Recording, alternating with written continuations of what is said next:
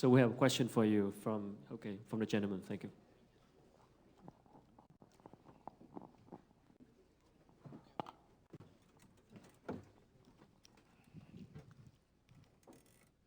Jackie. Bonjour Philippe, c'est Othello à l'appareil. Salut Othello. Comment vas-tu? Ça va? Voilà. Ça fait plaisir de te voir ici à Saigon. Merci. Ah non, pas Saigon, à Ho Chi Minh. À Ho Chi Minh. Et je voulais te demander de nous raconter un petit peu des histoires quand tu avais rencontré Quasar à l'époque et comment il a influencé ton travail. Alors, je vous réponds, je ne suis pas sûr que ça intéresse beaucoup. Mais c'est une longue histoire que je vais essayer de faire courte. Comme vous l'avez compris, j'ai toujours été intéressé par la dématérialisation.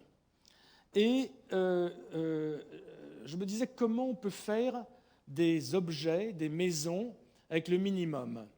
Et à l'époque, il y avait cette possibilité, qui s'est avérée plus ou moins fausse, de faire des objets et des maisons gonflables.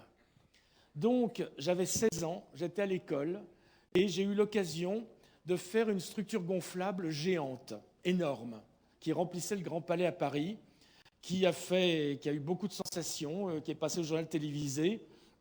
Et en même temps, il y avait en effet... Ah, c'est pour ça la question... Rein Kain, un Vietnamien, évidemment, suis-je bête?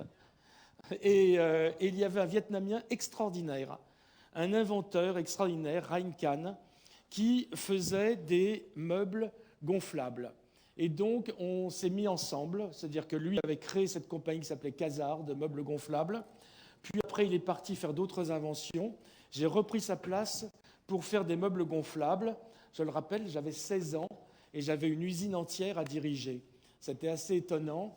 Et c'était une très belle aventure avec un seul défaut, c'est qu'on ne savait pas à l'époque, mais on aurait pu s'en douter, c'est que le gonflable, ça se dégonflait.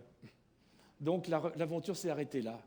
Mais vous avez raison de parler de Rein Kain, qui peut être une fierté pour le Vietnam parce que c'était un génie absolu.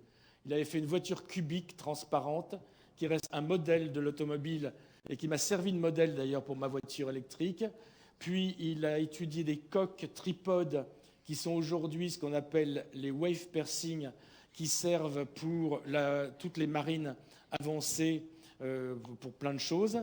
Donc c'est un génie et il est mort récemment et nous le regrettons tous. Très bonne question.